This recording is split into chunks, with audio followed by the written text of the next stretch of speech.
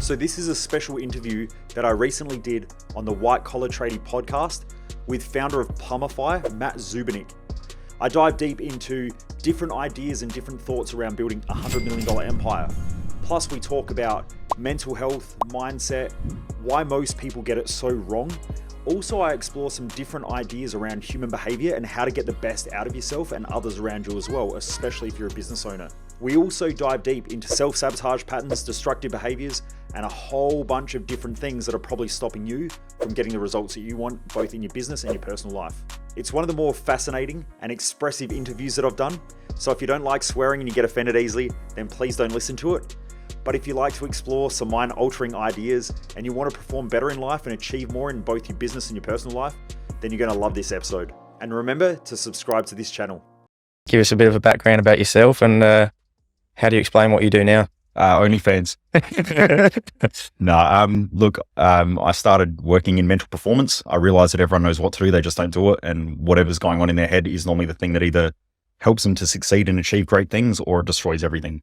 So that's sort of, I guess, the most simple way. But then from there, we realized that most people who were coming through our events were business owners.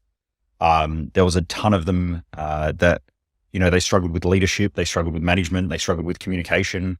That then impacted their ability for their business to grow. They would complain about their team all the time, how shit everyone was. And it was all just human behavior problems. I think if most people look at a business, we're talking like 90 to 95% human behavior problems and 5% strategy or some sort of a system problem. If you build the best systems and put an idiot in charge of it, they're going to fuck it all up. And so I think most business owners, I don't really think they actually look at the impact of human behavior in their business.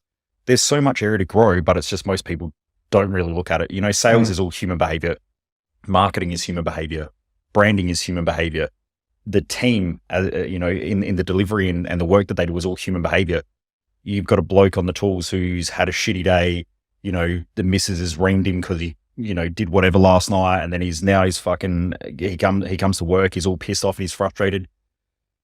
How effective is he going to be that day? Like he's not thinking about work. He's thinking about all the shit that's going on at home. Yeah. If you have another employee who's got a health problem, they're thinking about how bad their back is, their neck pain, their shoulder pain, their health issue that they've got. They're not thinking about work. And then so a lot of people say, I've got shit staff, but they don't have shit staff. They just don't know how to manage the behavior within the staff or their mindset and so on. So that's what I do. I'm the owner of Mojo Human Performance and Mojo Business Multiplier. And just a little bit briefly about how you got into it. Like what is I guess you used to be a diesel mechanic. If we start from that point, maybe, and just how you got to today. Okay, let's go.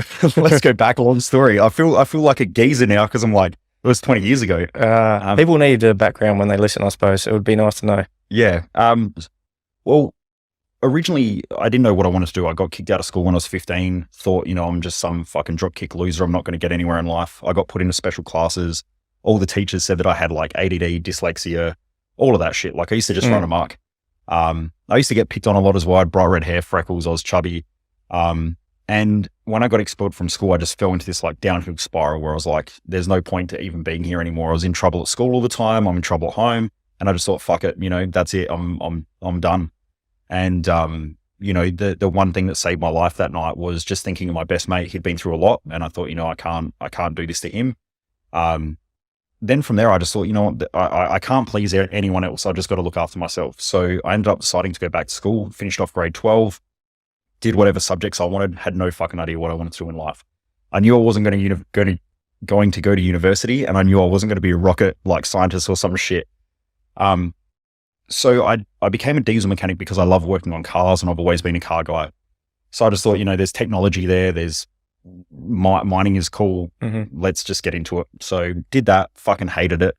Every day I used to go to work. I was just one of those drones that mumbled every morning when I got to work. Oh, fucking hell. And here again, this piece of fucking shithole.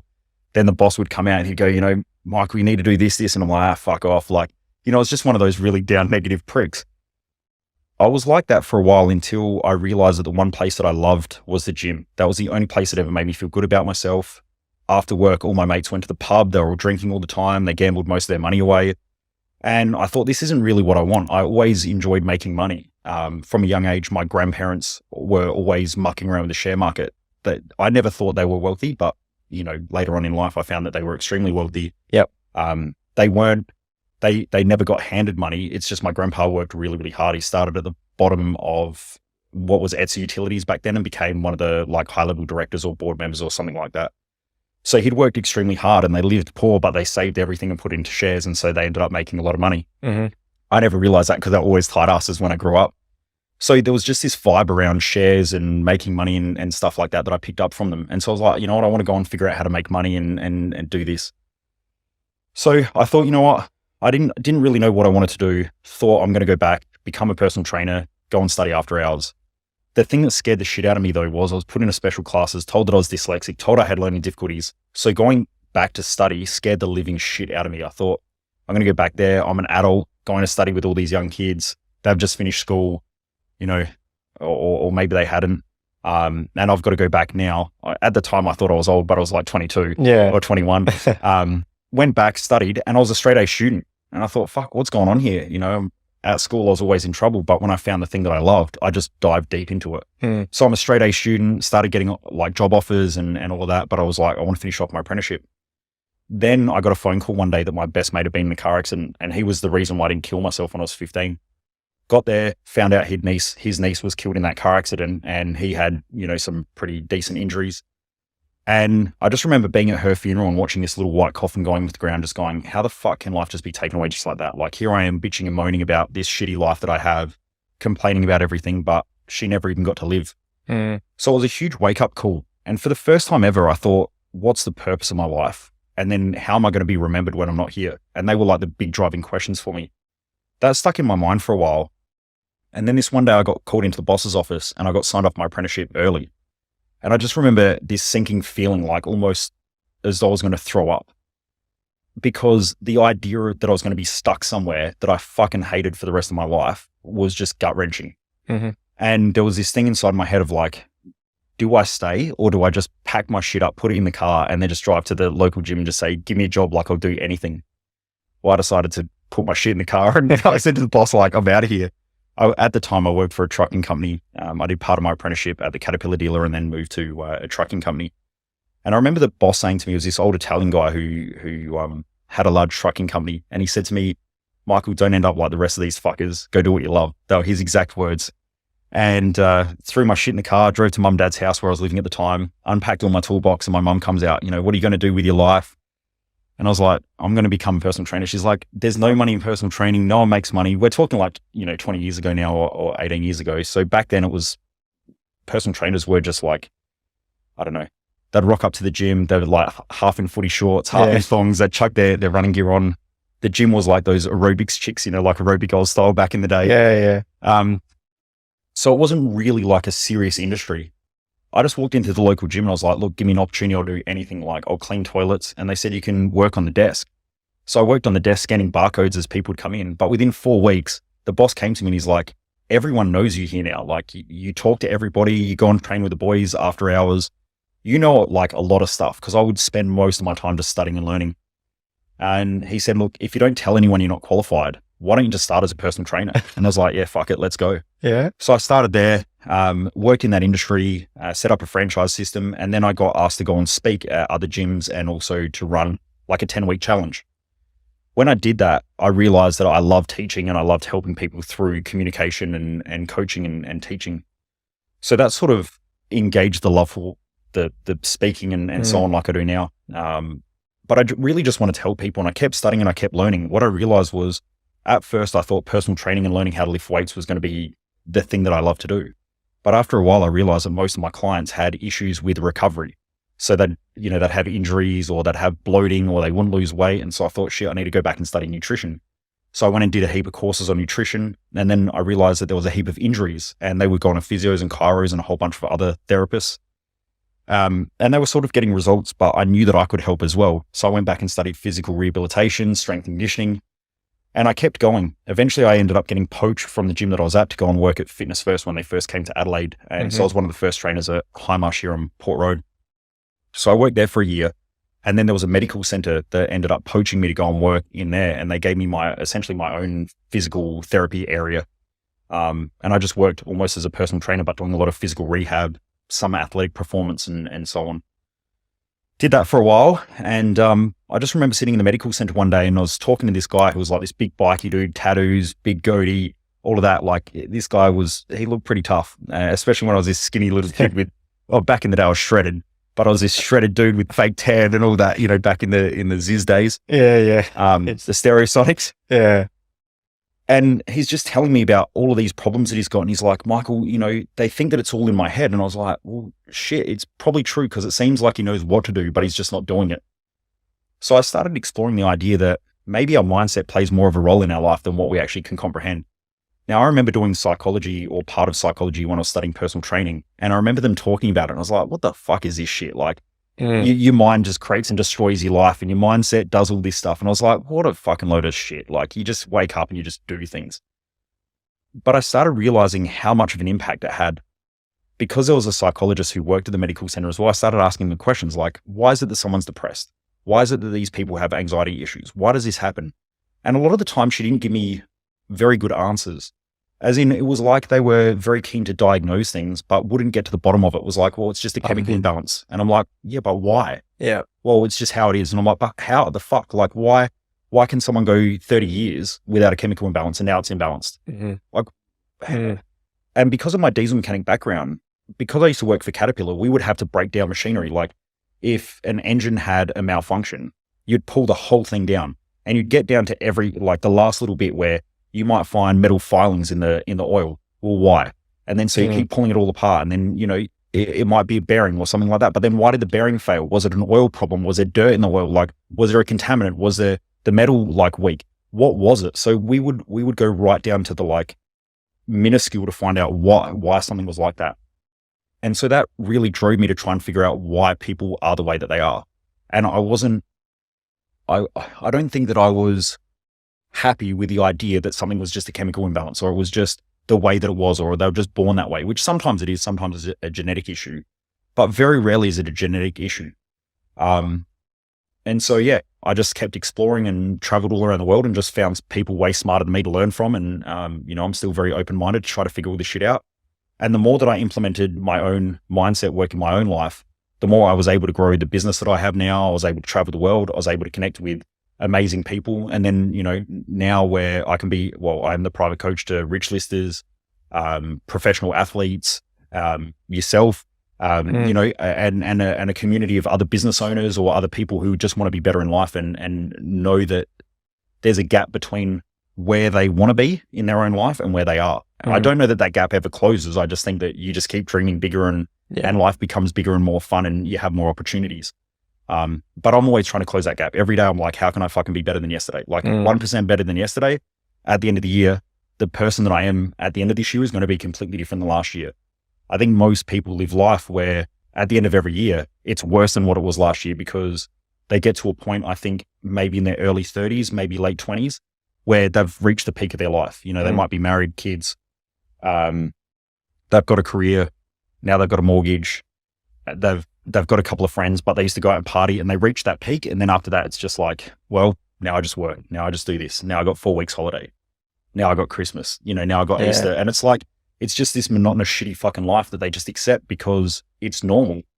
But I think that there are a lot of people out there, yourself included, and I'm one of them, where being average and fitting in isn't even an option. It's like, fuck it. I want to be above the average and I want to do better shit. Like I want better cars. I want a better house. I want to be able to travel when I want to be able to think differently. I want to be able to connect with amazing people. I want to go do cool shit in life. I don't want to just accept that I'm an average because I think average is shit, especially when you've got 60-something% of the population is obese or overweight. The average Australian has pretty much zero savings in their bank account. Like average is just dog shit in life. And then below average is like even more dog shit. Once I understood that, it's like, well, now how can I just be the best that I can be throughout life where I can really enjoy this game? Like I think life's just a game. Yeah. And you just play the pieces that you've got. That's sick. Entrepreneurship, it's a word that's thrown around a lot these days. And I think it's often, definitely overused and definitely misunderstood as well.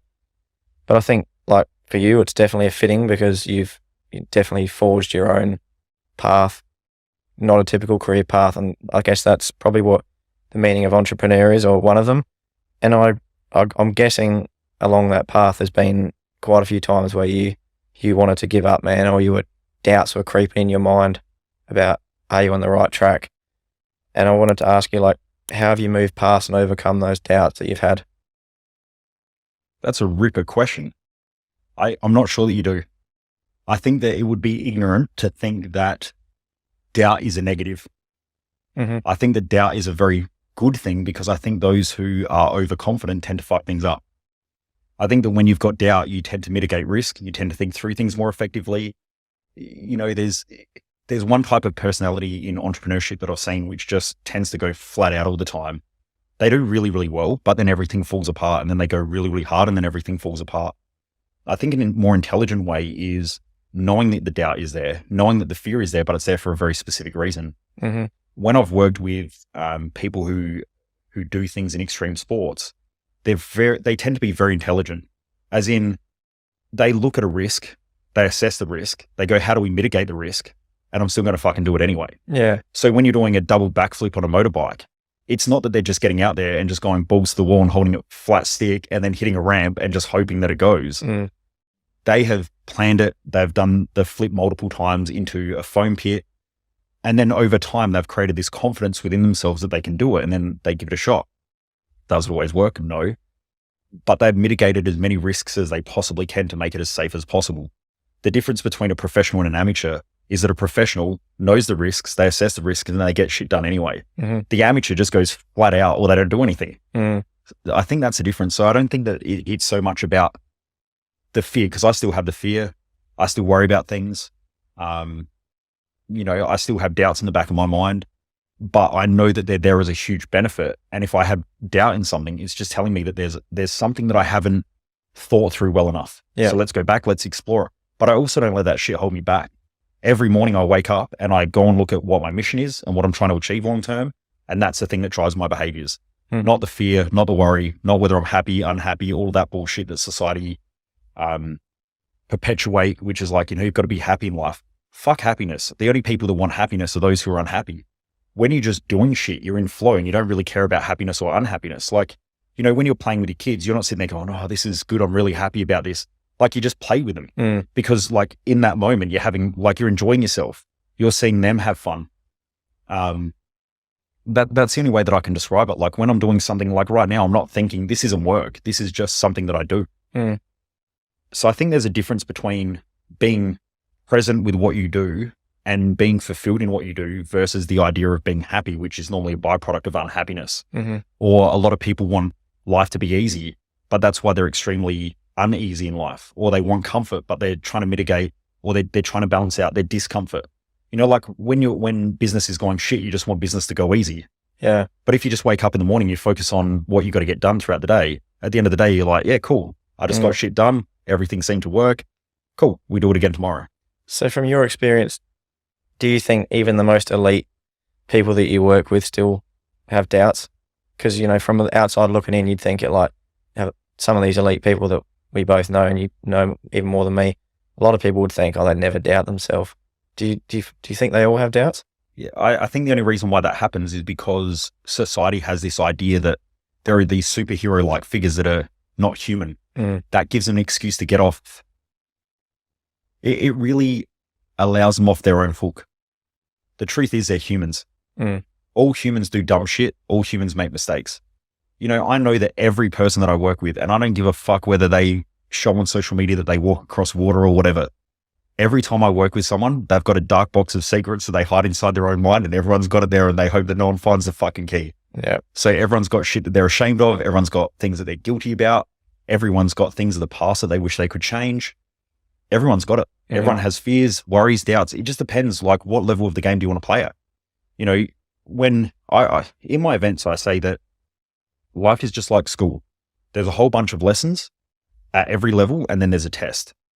So it doesn't matter whether you're playing in grade 1 or it doesn't matter whether you're playing in grade 7. The test is always hard, but the test is relative to the knowledge that you have.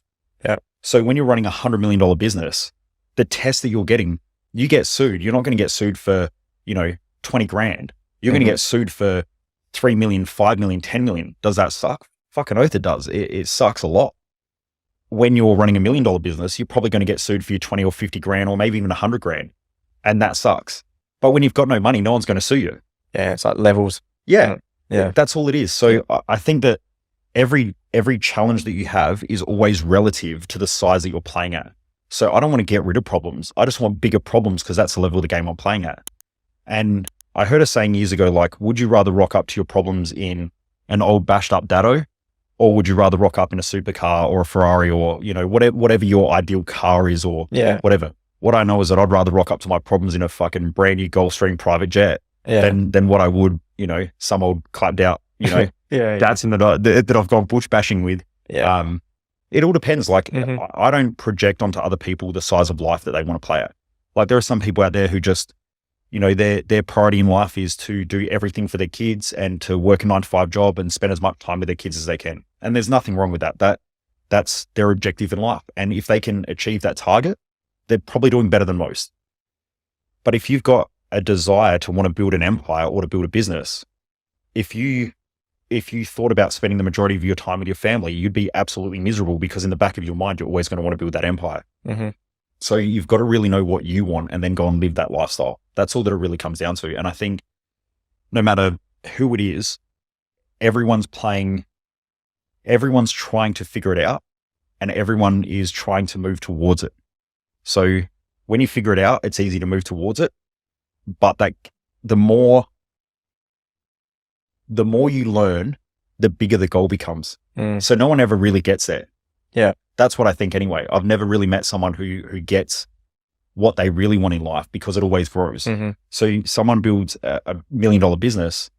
Once you get there, you're like, yeah, cool. Now what's next? Yeah. And then it grows again, but you build that confidence, you build the knowledge and you're like, man, shit, maybe we can build a 5. And then you get to 5 and it's like, maybe I can build a 10. Well, once you get a 10, well, why not build a 30? And it keeps growing. But I believe that the purpose of life is growth. What a better way than having these goals that keep expanding as you expand. Mm-hmm. Yeah. Yep. Business is hard as fuck. Mm-hmm. And anyone who's run a business for an extended period of time would vouch for that. And you work with a lot of really elite business people, and I'd love who, you know, and they've had success over a long sustained period of time. And for instance, I wanted to ask you, like, for instance, like the Elon Musks of the world that come up against seemingly insurmountable pressures and, you know, barriers, but they continually come out on top. And I'm sure you work with some people like that. Mm-hmm. What separates them, people who just will not fucking stop, even when they're under the most insurmountable pressures and barriers? Depends what you're talking about. So if you're talking about mentally, that's different than business pressures. They're sort of similar, but they're different. So I personally have never met Elon Musk, so I can't say how he thinks through things and how he problem solves. I would love to meet him because normally when I'm meeting someone, I'm asking a lot of questions to try to figure out how they think through their processes and how they overcome challenges and how they overcome obstacles, because it's great for me to teach that to other people, which I guess that's what separates me, is that when a lot of my clients have been rich listers or they've done extremely well in business, I can go and learn from those people as well as coaching them and helping them to improve their mental performance. But I can also go back and teach other business owners that this is how you need to think through things. I think that Elon is just very, very smart, and a lot of big business owners are just very, very smart, that they are aware of the mission that they want, and they realize that you just need to do whatever you need to do in order to get that mission achieved. Mm-hmm. I think that's number one. The other thing is that I don't think that they are delusional around what it actually takes. I think that most people are very delusional. They start a business and they're like, you know, I get to do what I want, when I want, how I want. I'm like, motherfucker, do you even know what you're talking about? That was going to be a question. I took it out, but I'm glad you brought it up. You know, like when someone says that to me, I always muck around with people on the phone because I'm a bit of a larrikin as well. I'm also very serious. Like, you know, you've probably seen people who come to some of my events, like my mindset events. They might be medical doctors and shit like that, or have science degrees. And so I'm serious, but I also like a bit of a laugh because I think life's too short to take everything too seriously. But someone will say like, you know, I just want to start a business so I can do what I want, when I want, how I want. And I'm like, yeah, cool. I also want to I want to run my business from the Playboy mansion, have Playboy bunnies like massage my shoulders and shit every day when I'm working. And it's like, okay, but now let's get rid of the bullshit and the fantasy. What do you actually want it for? Like, what are you trying to achieve? I think when people feel trapped, like our brain, I believe, and this is my philosophy on mental performance, our brain is always trying to counterbalance itself. anything that has a positive charge attracts a negative charge in any field of science, apart from human behavior and psychology or social science. So there's all this idea of positive thinking. But the people that I see who always go to positive thinking events are actually quite negative. So they'll beat themselves up. They don't think they're where they want to be, and they put a lot of pressure on themselves. And they think if I'm more positive, then life will be better. But by being positive, you tend not to look at the negative things or the downsides, or you don't tend to mitigate risk. And then so you end up back in a shitstorm again, and then you want more positivity. And so it creates this vicious cycle. Mm-hmm. Everything in nature that tends to be stable tends to have the best growth.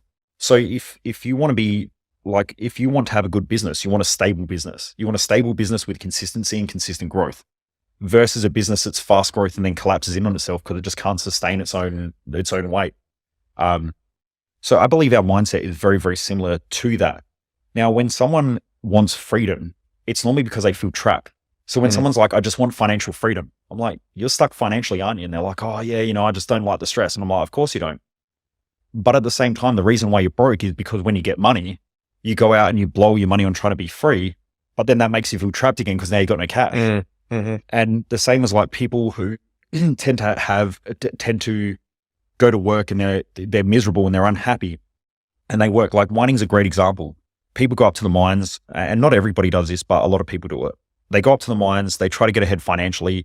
They're fucking miserable. They complain about how shit it is up there. Then they get home. Well, how do they counterbalance being unhappy?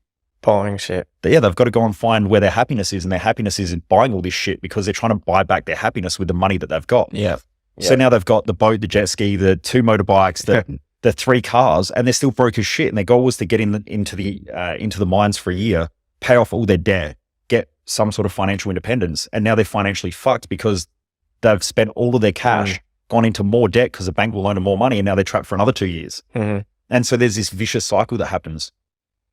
So when it comes to business, I think that the most intelligent business owners realize that it's not supposed to be easy. If it was easy, why doesn't everyone do it? Like if I just said to you, hey, at the end of the year, I'll just give you $1 million.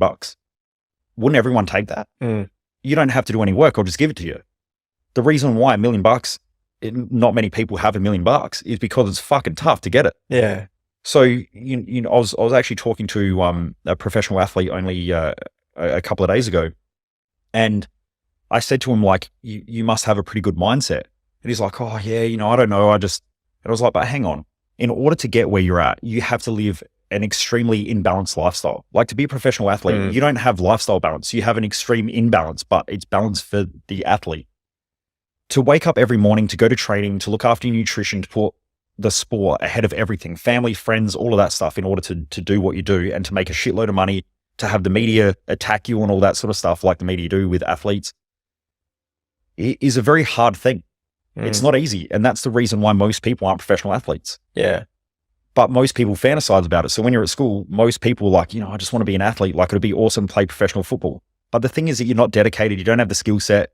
I grew up with one of my friends who, he played AFL football and was quite good. He won a McGarry medal and, he did quite well in the AFL as well, was in there for a long time. And for him, I remember playing high school footy with him. And he's like, I got to go home because I got to ice. And you're like, dude, just come out and drink. No, man, I got to go home and ice. And then he's eating like his fucking steamed fish and shit because he had to be underweight for preseason and everything like that. He was just very, very dedicated. He made it. Everyone else didn't because we went drinking and went and picked up chicks. Yeah. Okay. So I think in business, returning this back to business, and I know I'm rambling a bit, coming back to business, it's an extremely tough thing. 56% of all businesses fail within 4 years in this country. And I think it's something like 92% of businesses never crack $2 million in annual turnover. 84 or 86% never have more than 4 staff. So if you've got more than 4 staff and have over $2 million in turnover, you're like a fucking unicorn. But when you speak to most of those business owners, they hang around with other business owners and they're like, yeah, but I want to crack 10 mil because they're hanging out with other people who are doing it. Yeah. But when you go out into society, there's not many people who have $2 million in annual turnover. There's not many business owners that have more than 4 staff. Like, you've probably seen a lot of tradies out there who have, there's like them and one other tradie that works for them, maybe an admin chick or something like that. Yeah, it's tough. It is. But, you don't get in the ring with Mike Tyson if you don't want to, if you don't want to cop some punches and you don't want to punch back. Like, don't play the game if you don't want to play the game. It's a good answer. Yeah. Now, yeah, as business owners, I think this follows on good with that question. All of us have all felt lost at times, stuck in a rut, and at the same time, we've always known someone in our life as well who's just has become lost. Why does this happen, and what are the common mistakes people make trying to resolve it? Oh, this is deep. This is like a 7-day seminar just on this one question. Don't give away all the secrets. No. Even if I did, there's still more. So the first thing is that from a human behavior standpoint, there was a famous psychiatrist called Sigmund Freud. And what he said is that there's something called the ego. And the ego, really, the true definition of it means the true self. Now, for some weird reason, someone came along and meant the over-exaggerated self, and they misinterpreted it. And now everyone in society is like, you've got an ego. The original definition of it means the true self, and you can go look up the etymology or the history of the word, and that's what it means. So Sigmund Freud said you've got this ego, which is the true self, who you really are, and you develop that ego from a young age. But we're essentially born with what he called the id, and the id is the emotional self, the reactive self. So a child, when it's hungry, screams and cries. But when a child feels threatened or a newborn feels threatened, it screams and cries. And so it has this emotional pendulum that swings back and forward.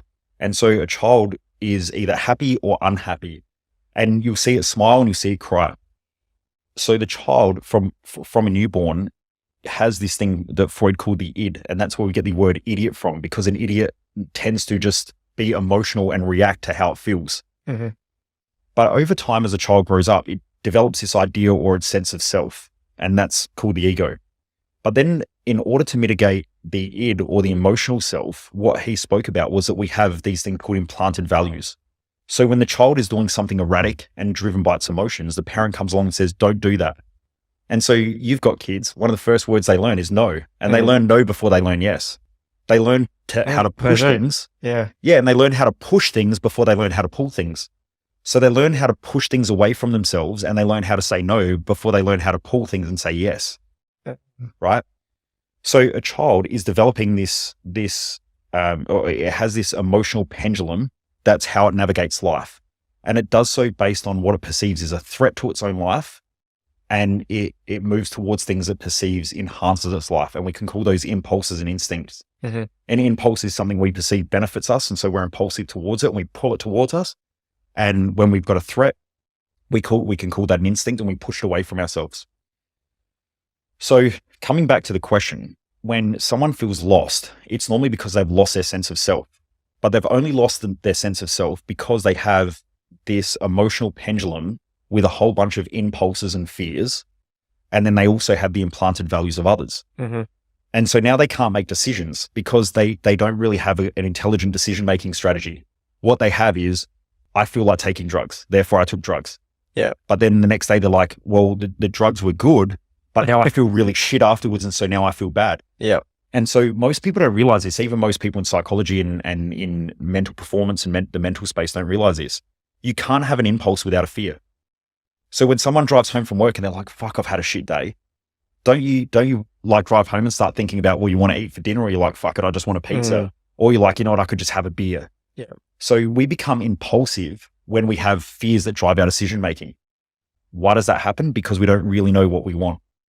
And then when you go to do that, like let's say someone's driving home, they're like, you know what, I'm going to have some beers. All of a sudden these voices appear inside their own mind, which is like, oh no, I can't do that. I shouldn't do that.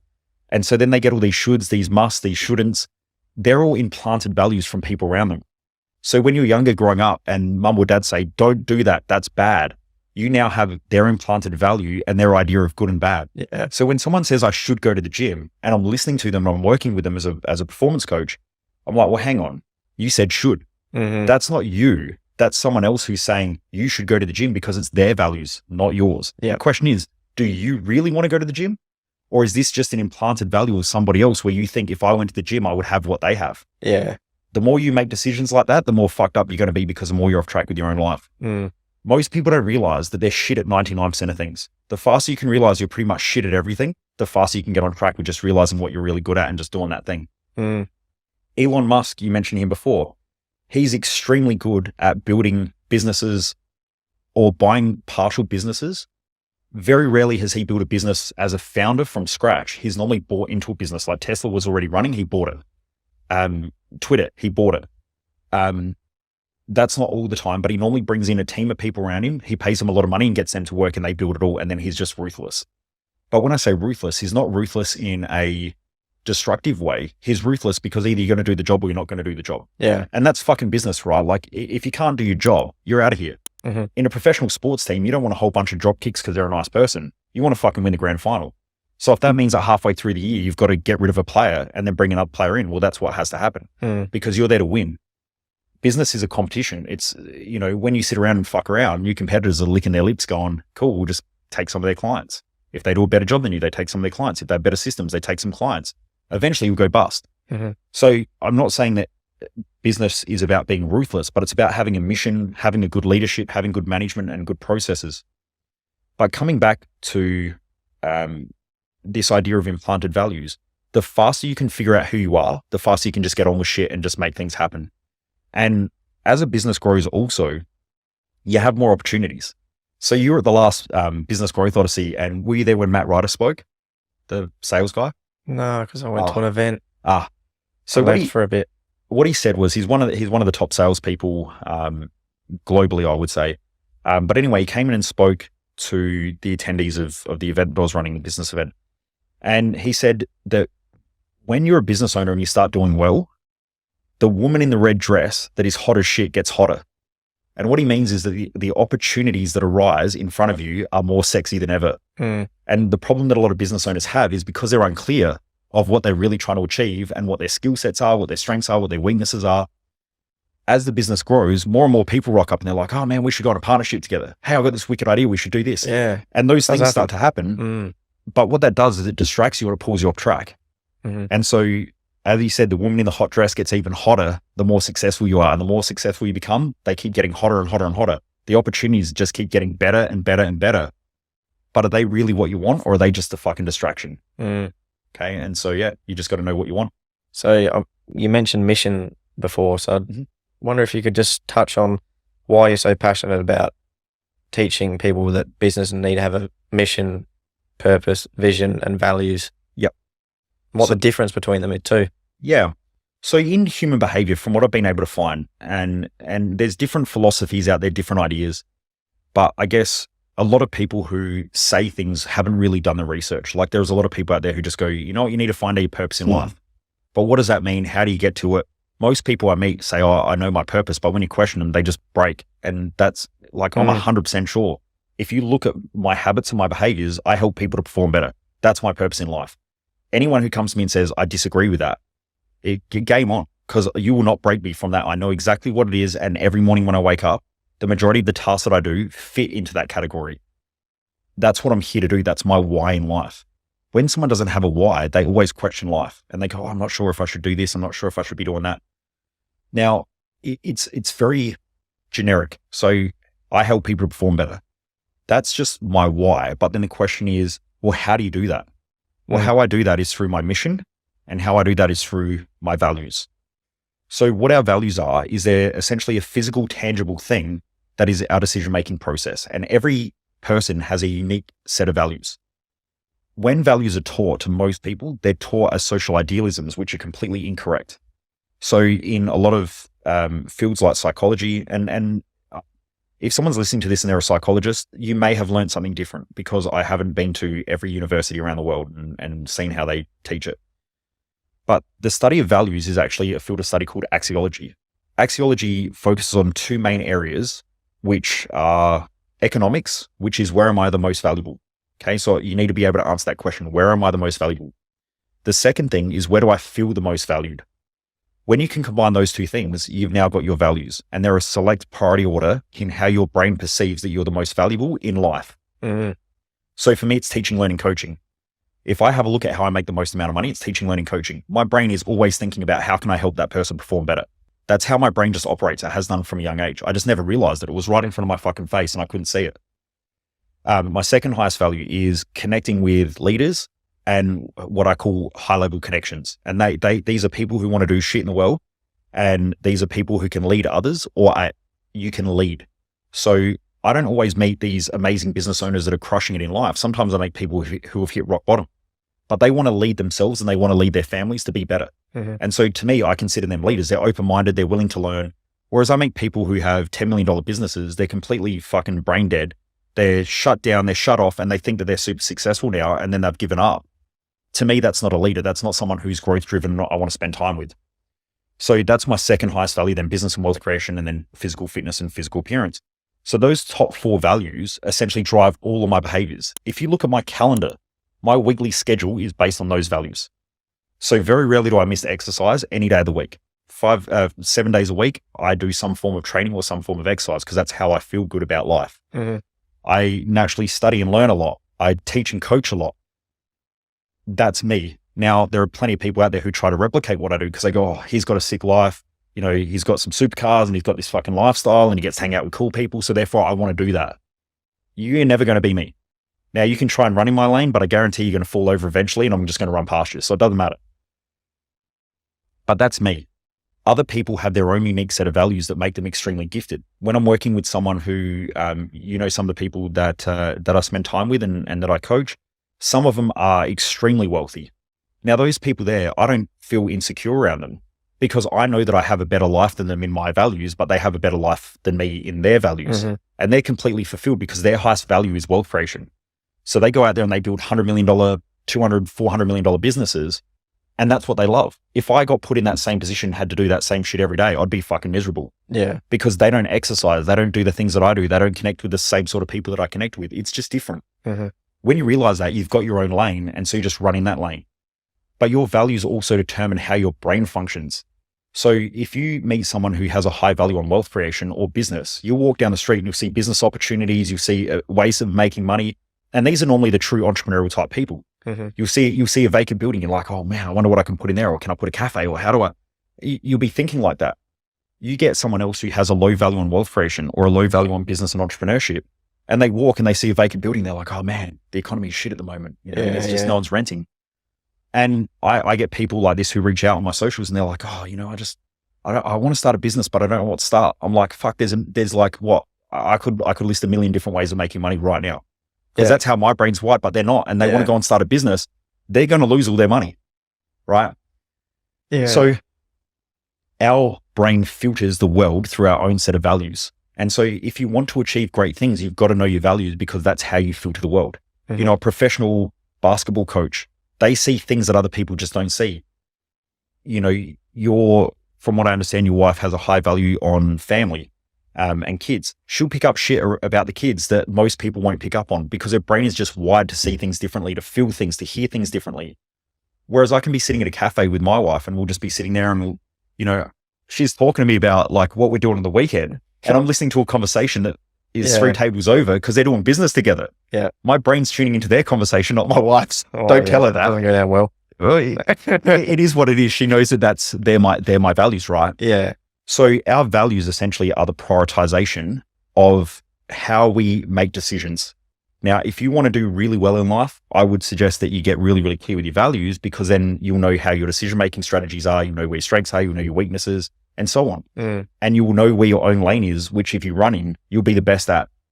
When you're trying to live in everybody else's lane and you're trying to compare yourself to others, you're essentially comparing their values to your values, your mission to their mission, your purpose to their purpose, your goals to their goals. You're fucked because you're going to be running in their lane. And most people do that. And that's what makes them feel insecure and shit about themselves because they're like, oh man, I wish I had more money like that person, but I wish I had a 6-pack and was fucking roided up and massive like that person. Yeah. And you can never win that game, right? There's a consequence to every decision that we make.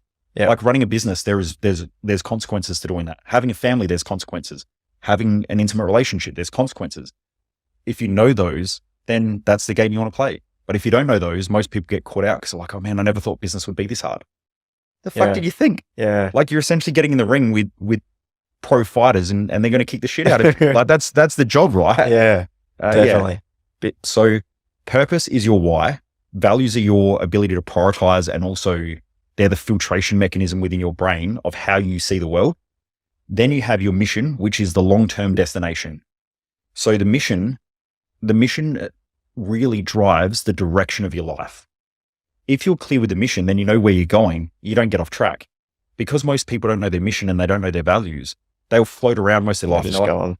Yeah, I think I'm going to start a business, but I don't know what I'm going to do. I'm not sure if I want a family. I'm not sure if, I should hang out with friends. I'm not sure if I should go work up in the mines. Money's important to me, but at the same time, like I spend it all. Like, Yeah. you just float through life, and that's most people.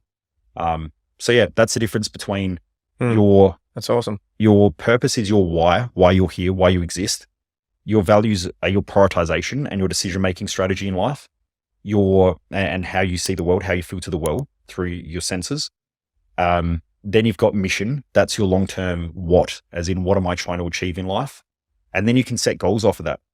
When most people are goal-driven, they'll have a lot of drive, but they'll burn out all the time. When you're mission-driven, you realize that it's a long journey. Yeah. So like when I need a rest, I just rest. When I want to go do something, like you invited me to the golf, I just go to the golf, because I don't need to feel guilty or I don't need to feel bad about it, because I'm going to wake up tomorrow and the mission's still going to be there. Yeah. I'm not like most people that grind really, really hard and they're like, man, if I just push really, really hard, then I'm going on a holiday. And then they go on a holiday and blow all their cash that they've worked hard for the last 3 months. And then on their holiday, they're overeating and feeling good for a while. And then they come back and they're like, man, I'm fat again. I've got to grind.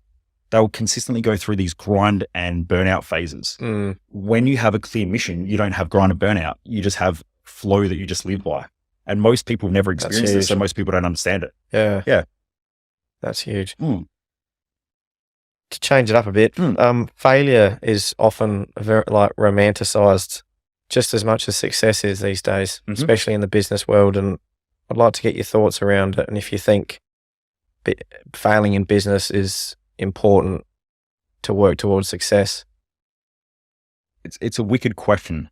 I guess I'm gonna think about this from a different perspective, because I just want to play with everyone's mind. The idea of success and failure is a delusion that humans have. There's no such thing as either.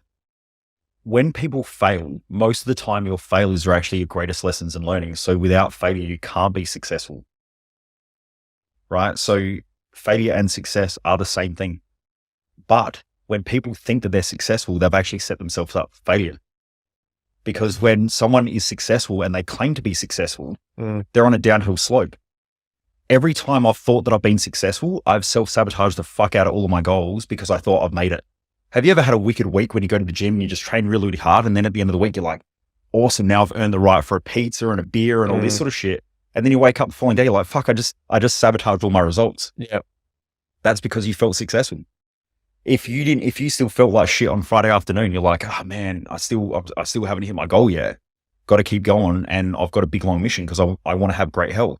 You don't then go and binge eat, and you don't go and drink a whole heap of beers because you had a really good week training.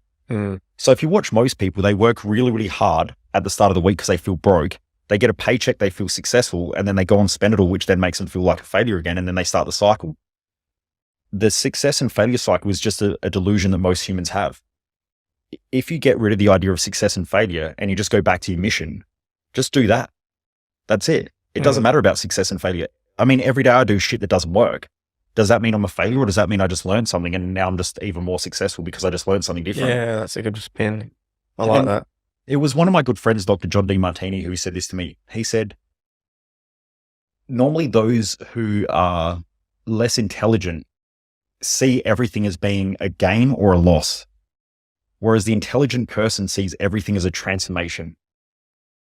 And what I mean by that is, like, in business, let's say you've got 100 grand in the bank, but in order to build the business again, in order to go to the next level, you've got to take 50 grand and you've got to invest that back into marketing. Now you put 50 grand into marketing, you put that money in there, and next 3 months you're spending that on marketing. So now you've got 50 grand less in the bank. Are you a success or are you a failure? Depends which way you look at it. I don't know. Exactly. So you don't know, because you had 100 grand, and you've got 50 grand. If you look in the bank account and you just look at that aspect, you're like, yep, shit, business has gone bad because I'm like negative. I've got 50 grand less than what I had last week. So you'll feel like shit. But then if you put that into marketing, you're like, okay, cool. Now we're trying to grow. So you've got a decrease of money, but you've got an increase in marketing. Yeah. So nothing changed. It just transformed. Yep. A lot of the time in business, and I've gone through this, like, wicked. During COVID, I had to deal with this every week. And this is why I honestly believe that the mindset game is the game that you're going to win or lose life with like 100%. Because we've gone through COVID, we can't run events anymore. I'm like, we're fucked. Then the next day I was like, hang on, I'm one of the most driven people in our field. If everyone's going to lose this game, I'm going to be the last motherfucker off the boat. Like I'm going to drown as the ship sinks. Yeah. I'm not going to be the first one who drowns. I'm going to be the last one who drowns. So let's just go hard. That shift in mindset changed everything. But also we had a fairly decent decrease in our earning ability because we weren't able to do national tours and so on. But what I realized was during that time, we had a huge transformation. So even though I'd lost a lot of money, I didn't lose it, but it also improved our systems. It improved our processes. I became a better communicator with the team. We got rid of team members who were just sitting around doing fuck all the time. And I kept thinking, if I'd keep training them and educating them, and I want to help them out because they're good people. But at the same time, they were just not the right people for the job. But I kept trying to prop them up and help them.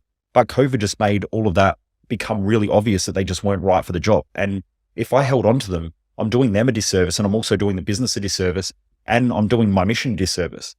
So everything in the business got better because of COVID. But if I look in the bank account, everything got worse. So yeah, business is consistently transforming shit. You've gone through stages in business as well, I'm sure, because I had this consistently, that as the business grows, you'll have a reduction of customers at some point. Everything will be going well. You start taking on everybody. And then all of a sudden now there's all these customer issues. There's these, and you start thinking like, fuck, what am I doing wrong?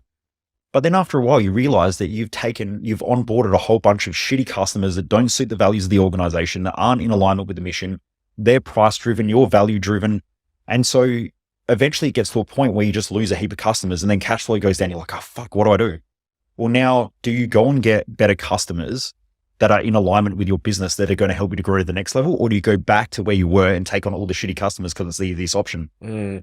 Every business owner faces that through every level of scale. Yeah. So as you grow, if you're smart, you realize that that's an opportunity to transform the business, but you've got to go through a bit of pain first, because if it was easy, everyone would fucking do it. I really believe that, life is just a goal, a barrier and an obstacle, and you're on the other side of that barrier. You can get the goal. You've just got to overcome the obstacle. Yeah. It's not given to you. You have to overcome it, and you've got to figure out how to overcome that barrier. But it's simple, right? So every day as a business leader, if you wake up and you're like, right, there's a bunch of barriers and obstacles. How do we overcome them? And you keep focused on the goal, you overcome it. It might take you a month. It might take you a couple of fuck ups. You might lose some cash, but you overcome it at that level. Now you've got that learning and that knowledge.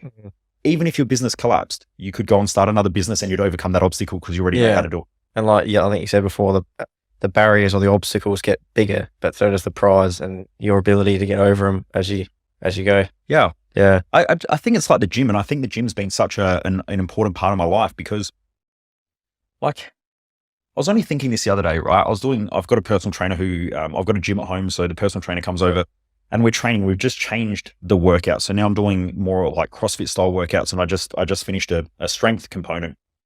So we're doing this workout and we're 3 weeks in now.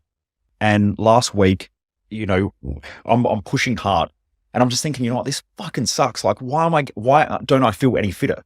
But the goal isn't to feel fitter. The goal is that I should be fitter compared to the average. But it still should suck as much as what it did if I'm unfit. Because whether you're fit or unfit, the workout still fucking sucks. Yeah. Because you're pushing it, right? And wherever there's a barrier, in order to move that barrier or in order to move the boundary, you've got to push it. So if you go to the gym and, I can bench press, and this is just an example, right, as round numbers. Let's say I can bench press 100 kilograms. If today I go to the gym and I can't be fucked and I just do 95, and then I do 95 for 3 weeks because it's fairly easy, eventually that'll become heavy. And then one day I go to the gym and I'm like, I'm just going to drop it down to 90. And then you do 90, but eventually that becomes heavy. Yeah. So now you're getting weaker and weaker just because you keep taking the easy option. The smart people go to the gym. They're like, last week I did 100, time for 105. 105 sucks though, but it feels just as hard as going from 95 to 100, 100%. Right? Normally it's based on percentages and not just weight. So in your life, do you want to keep pushing the boundaries and pushing it because you're going to outgrow the average? When I walk into the gym, and I've been training for a long, long time now, when I walk into the gym, there's big dudes there and they're, some of them bench pressing like, let's just say I can bench press 140. That's pretty good compared to the average person. But when you walk into the gym, there's the dude that's like pressing 210 and you're like, fuck, I'm weak. But they're also inspiring you to push a little bit harder. Yeah. So relative to the general population, if you just look at the general population, if you keep pushing the boundary, I guarantee you will outperform the general population. But when you're around the top performers, you'll always feel weak, or you'll always feel like you're not enough or whatever. But that insecurity is also the thing that drives you. Yeah. When I have to deal with people and they're like, I want to get rid of my insecurities. Motherfucker, they never go away. Just own them. Like a professional athlete that runs 10 seconds, in a 100-meter sprints going, how do I do like 950 or how do I do 959? Like they're pushing to get their limits. McLaren launched a brand new supercar and they I think they knocked 0.2 of a second off of their 0 to 100. 0.2. They didn't go and go, how do we just keep it the same? They're going, how do we just push it that little bit more? And Lamborghini going, how do we fucking compete with them? And they're all trying to push it. So in life, if you can keep pushing it to be a little bit better, I guarantee you will outperform the average. The average fucking sucks. Mediocrity sucks. And that's my whole fight in life. And I think everyone has a fight. Mine's mediocrity, right? Like since my friend's 3-year-old niece died in that car accident, I just think that life is so short and we're all going to die one day and no one's going to care. Like I asked people, on a recent podcast, I asked this question. I'm like, name me 3 Chinese emperors. Yeah. Can't do it, right? No. Yet they had armies of millions upon millions, right? These are some of the greatest people in history and you can't fucking name them. What's the chance that Michael, who lives in Adelaide, Australia, and has been this mindset dude, is probably going to be remembered in the next 100, 200 years? No one's going to give a fuck. So when you realize that no one cares, then just get on and live your life and just enjoy it. Because people think like, oh, what's my legacy? If you're worried about your legacy, you're already fucking dead. Don't worry about it. Do what you need to do today. Let's get that done first. Don't worry about the legacy. And then they're like, oh, but I want to set up my family and I want to do all this sort of stuff. Well, that's cool. But if you're not setting up yourself, people replicate what you do and they're going to watch what you do and they're going to repeat it. You've got to inspire people to be better, right? So I think that most people they get things around in life the wrong way. Like if you can't enjoy today, I guarantee you won't fucking enjoy tomorrow. It will not change because the problem is in your head. If you wake up today and you're like, right, let's fucking do this. Tomorrow you wake up and you're like, let's fucking do this again. And then the day after, let's fucking do this again. And when a problem rocks up, you're like, cool, we'll figure it out because we figured it out yesterday and we figured it out the fucking day before. So let's go again. And we're pushing that barrier just a little step at a time versus most people like, oh, fuck, it's a problem. No shit, it's a fucking problem because life is full of them. Yeah. You solve one, another one pops up. That's called growth. You don't get growth unless you solve problems. Like that's called growth. You fix a problem. Business ownership. The amount of business owners I meet and they're like, man, I've got all these fucking problems. It's like, no shit. Because in order to get growth happens through stress, right? So in nature, if you look at how things grow in nature, they grow under stress. Trees grow the deepest roots in the harshest droughts. So do you want to be a weak piece of shit as a business owner who at the slightest little wind just falls over? Because there are plenty of them out there. Or do you want to be the solid fucking foundation and no matter what happens, you're stable. You're here. You need a lot of stress. So just cop it on the chin and like, how can I take on maximum stress today and grow as much as I can? And then expansion happens through pressure. Everywhere in the universe, things expand or contract. So if you're not waking up in the morning going, how do I get maximum stress and how do I take on maximum pressure today so I can get maximum growth? You're not going to move that barrier. I'd like to get your thoughts on all the schools and sporting clubs now who are just giving out participation awards even if you finish last. That's cool. What do you think? What do you think that's teaching people? Do you agree with it? Well, I always come back to intention. Like, what's the intention behind it? So is the intention to make kids feel good about shitty performance? Is the intention to make kids feel like they're fitting in? It depends on the intention, and I can't speak for the intention, but I can just speak for the overall experience. That if I go to, like, if I can't control my food and I'm overweight and I go and get lipo, cool. I might be a little bit thinner. But the question is, have I learned the habits that I need to learn to get the results that I need to get for the rest of my life? And the answer is no. So even though I might be a little bit skinnier, I'm still going to die of a heart attack because I'm going to have fat all around my heart and fat all around my organs and shit like that unless I keep going back for lipo. So I didn't really solve the problem. Most of society aren't smart enough to solve real problems. They're just smart enough to solve superficial problems, right? Like I just see it happening every day. And every day this happens in business. You've got the grass on the top and everyone sees the grass, but they don't see what's happening below the surface. When the grass turns brown, if you just go along, you spray the grass green. Did that fix the fucking problem? No, all the shit's happening below the surface. If you keep dealing with superficial problems, you're always going to live a superficial life that never has any depth or any meaning or any structure or any strength. I'm always a person who believes that 80 to 90% of everything is below the surface. Like, I go out there and I deal with someone who's like, I actually did a podcast on my own podcast about this over the weekend, which should come out in the next couple of days. But when I spoke about it, I said, most people mistake what they see as being the way that it is, and it's not. Sometimes when you walk into a gym, the biggest motherfucker in there is the kindest guy because they got nothing to prove. But it's the little insecure guy who's the most fucking mental. Yeah. Because they're the ones that are like, oh, fuck you, I don't care. Like, they're willing to die. Yeah. You know, Yeah. because like they're so scared, they're so afraid, they're so fragile, they'll just snap. Then you've been around business people as well. Some of the worst people to ever do business with are those who don't have money. Because when they don't have money, they will tell you what you want to hear, but they're going to sneak chips across the table onto their side. They're going to find some way of fucking you somehow because they've got to survive. And when you're surviving, they don't care about you. They're caring about themselves. The best people I've ever done business with are those that are super secure. They're like, yeah, man, look, we fucked up. We made a mistake. It's 50K. Just write it off. It's done. Yeah. Right. And we've learned our lesson. Let's keep moving. Someone who makes 50K and they lose 10K, that's like 20% of everything that they've got. If you take 20% away from someone, they're going to lose their shit. So like sometimes I have people come to my events and they're like, you know, it's my last $2,500. I'm like, look, man, just keep it. Yeah. Like, just keep it, buy a book. We'll catch up some other time. And they're like, no, man, but I don't want their last $2,500 because if I take their last $2,500, it's fucking everything that they've got. Those people are ruthless. Like when something goes wrong, a really good example of this is like you go and read reviews. Do you think the people who are writing reviews for most products and services are those out there crushing it with $100 million empires? Nah. They're the fucking jughead that's a loser that's got no job, who's sitting at home, who's eating fucking Cheetos or Doritos and their fingers are all fucking orange and they're typing on the keyboard and shit, you know, drinking their 8th can of Red Bull by 10 a.m., you know, or they probably just woke up.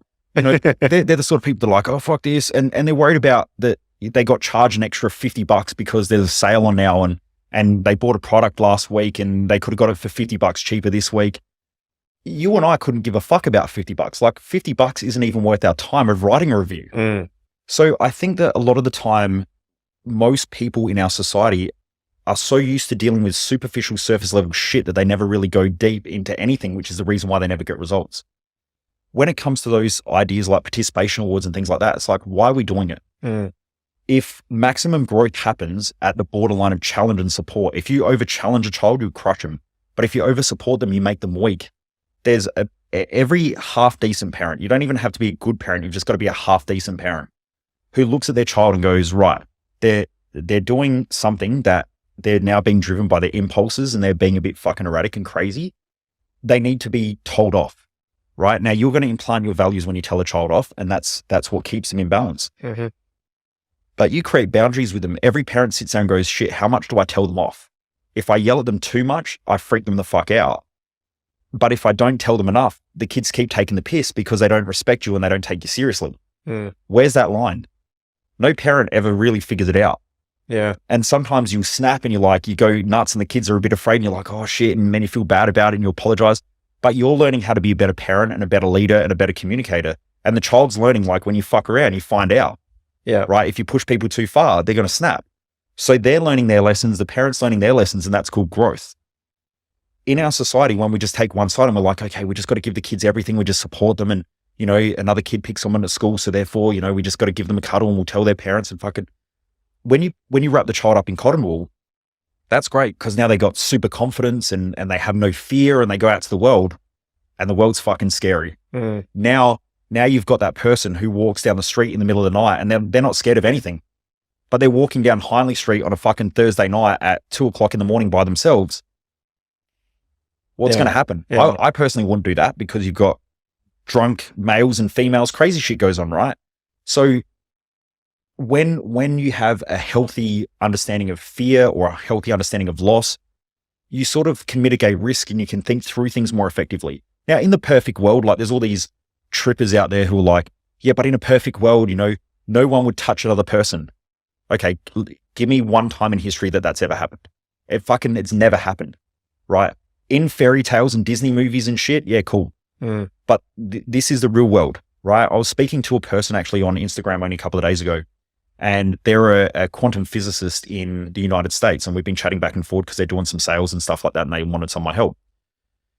And they're an attractive Russian woman, and she works in the field of quantum physics, right? And she said, I've got this guy who just keeps sending me death threats all the time. And I'm like, fuck, that's pretty bad. And she's like, yeah, this guy's just got this habit of like finding attractive women and just sending them death threats. The police already know who he is. They're just, I've got a restraining order and all this sort of stuff. But those people exist. If you wrap your child up in cotton wool, how the fuck are they going to deal with someone like that? That's a psychopath. Yeah. Right now, she's done nothing wrong. Your kids may do nothing wrong, but you wrap them up in cotton wool and teach them that the world's all safe and all fucking roses and shit, and they don't think about that stuff. What happens when they're walking at home at night by themselves because the world's all safe and no one would ever touch a woman and shit, or no one would ever touch another person?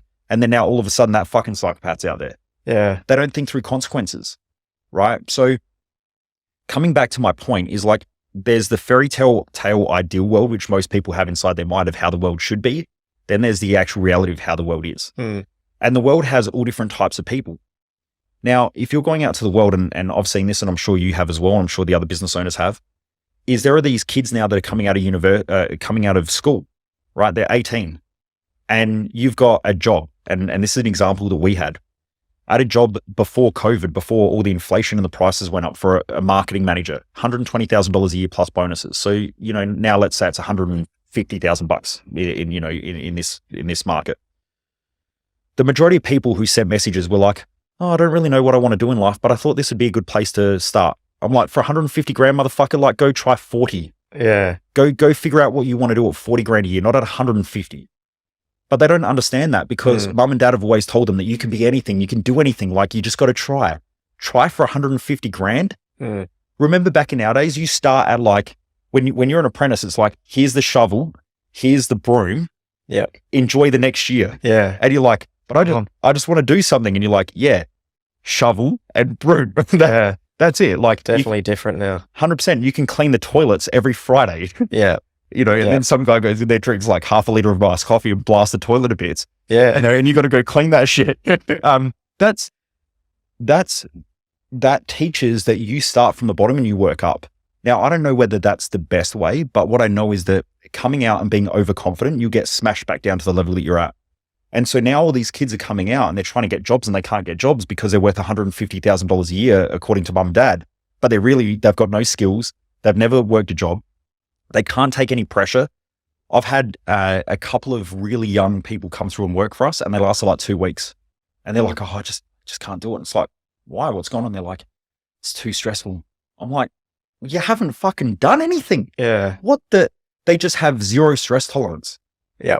And that's not all of them. There are, I think, kids who get brought up in a lot harsher environments, like lower socioeconomic, where mum and dad aren't around and they get the shit kicked out of them and stuff like that.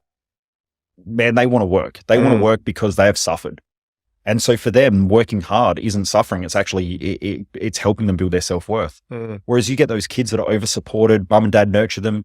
You're going to end up with a 45-year-old that's still living at home with mum and dad who wants 150 grand a year, that's never really worked a proper job, that doesn't want to work after hours. I saw some dude on TikTok that's like, when I work a job, no one's allowed to contact me after hours and no one's allowed to do this. And, they should pay this. And I'm entitled to all this shit. Yeah. And I'm like, motherfucker, you're not entitled to anything in life. You're not entitled to anything. Like, you're not even entitled to clean air in this day and age, right? You're not entitled to water. You're not entitled to anything. You're born, and now you've got to go and earn the right to have shit in life. That's how we progress. And this is controversial, right? But as a society, we work together by supporting the tribe, and we're all tribal. So as a country, if we want to grow, we have to build businesses, and we've got to employ people. We've got to support people to a point that the economy grows and society grows.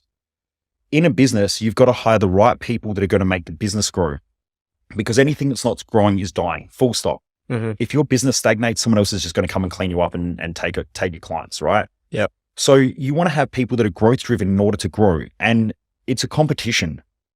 right? If you want to keep your job, you're competing with other people in the marketplace. The business is competing with other businesses and so on. Now, I'm not saying that everyone should be working 100, 150 hours, but what I'm saying is that you need to have some sense of drive and what you're really in the marketplace for. Australia is we're so lucky because we've got so much mining and cash in this country through natural resources that Australians are pretty lazy and pretty complacent. Now, that's not everybody, but I mean, a lot of people who are probably listening to this are wanting to better themselves, but Australians are just inherently lazy, right? Finish at 3 o'clock in the afternoon on a Friday, go to the pub, hang out, not work Saturdays, Sundays. You go to places like Indonesia, and if you've ever been to Bali, the drive is 7 days, 100%. Love it. But they don't know any different, right? Yeah. Because all they're trying to do is they're trying to support their family. They want to survive, and they just want to do a little bit better than the previous generation. That's what they're trying to do. Over here, it's like, well, I want to do better than the previous generation, but I don't want to work like them. I don't want to do I want to do less than them. I want to have a 4-day work week. Yeah. I don't want to work after hours. I don't want any pressure, any stress. If not, I've got to go on fucking mental health leave. And, or if not, I'm going to pull a work cover claim. It's just like, I don't know. It's weird. Now, there's got to be a balance point. Like, you can't, in every area of life, maximum performance comes from working hard, but then also resting and healing. So like, if you look at a professional athlete, like an NBA basketballer, they might play 3 games a week, but when they're not playing, they are focused on recovery so that they can play again. An intelligent business owner works really, really hard, but they also recover hard so that then they can work hard again. That's a great tip. Yeah, and the average employee is working hard so they don't have to work, but by wanting to not work, now they feel like shit when they are working because they don't really want to work, but at the same time they want to get ahead, but they don't really want to get ahead. And so it creates this stressed out mindset of like, work is hard. Work's not hard if you just commit to it, right? If you're committed to work and you're like, yeah, I go to work, I do hard shit all day, and then when I come home, I just rest. But most Aussies go home, they eat shit, they drink alcohol, they watch fucking stupid TV I don't know, doesn't make them feel any better about their own lives. They'll get so consumed by sport over the weekend where they can yell at somebody else and go, you're fucking shit, bloody umpires. And they get all emotionally involved in something that they can't even fucking control. And then they go back to work on Monday and they're like, oh, fuck this place. Why am I back here again? It's just, I don't get it. Yeah. I don't get it, but maybe I'm the weird one. Maybe I'm ignorant. I don't think so. Yeah. Employees are. Well, I don't know that it's employees are. I just think that I think that we're sold a fantasy and we're sold a delusion that life should be easy. Life's never been easy, and it's never been easy since Adam and Eve, right? And there's this idea when you're living in that id or that animalistic brain, and the animalistic brain is just searching for survival. It's got its impulses and it's got its fears. When you're fear driven, you become impulsive, and when you're impulsive, it creates more of those fears again and it reinforces itself. When most people are living in fear and they go, if I can just get enough money, then I'll never have to work again. That's fear-based, and it's created an impulse around money.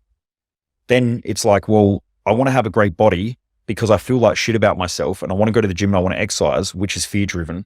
And now they're like, now I can overeat and binge eat because I've been to the gym. And so they never move forward with their health goals.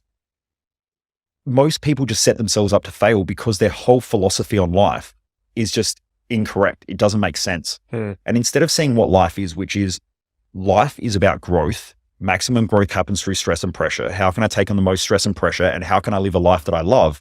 That's a different question than how can I just make an easy life? How can I be comfortable? How can I have no stress? You take away stress, you take away growth. When you take away growth, you're going to hit rock bottom, you're going to feel like shit, and then you're going to have a ton of pressure again. That's a great way to think. I'm going to remember that when shit's getting hard, thinking about like, got to take on maximum pressure and maximum stress. I think about it like boxing, right? That I wouldn't get in the ring with Mike Tyson at his prime because he's going to beat the living shit out of me. But plenty of people did.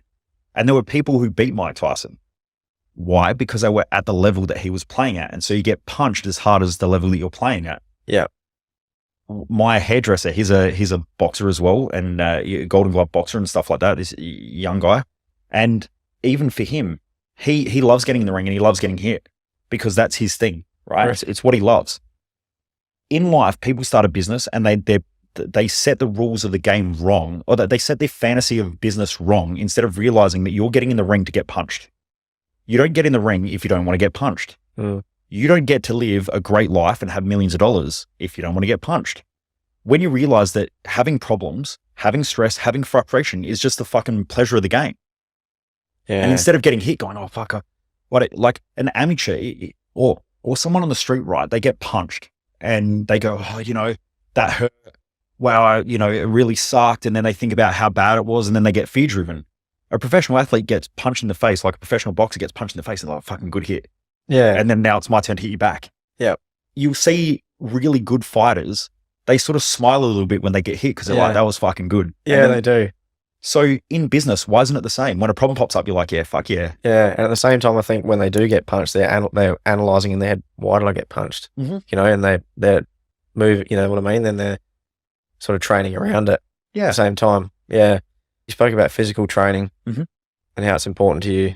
And I guess I don't want to preempt the answer because I suppose it's probably going to come back to your mission, but I'd like to get some tactical advice from you about the days, and I'm sure you have them, when you just can't be fucked training.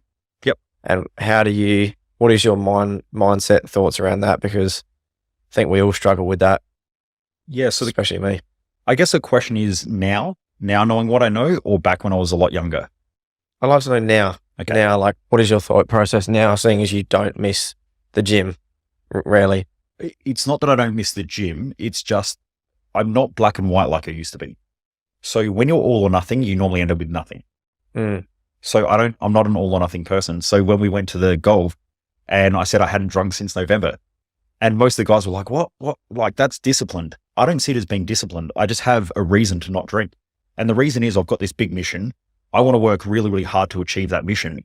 I don't want to wake up in the morning, have this hangover, feel like shit. It takes me 4 days to get like my performance back. To me, it's not even worth it. So it's not that I'm disciplined.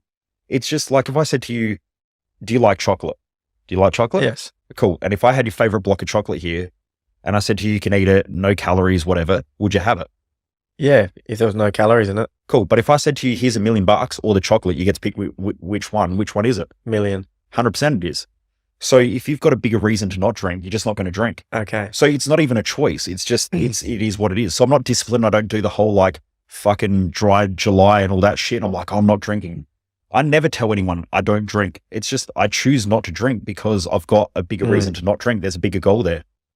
The same with food. Like I still go out and I eat a pizza. The other night I smashed a snitty.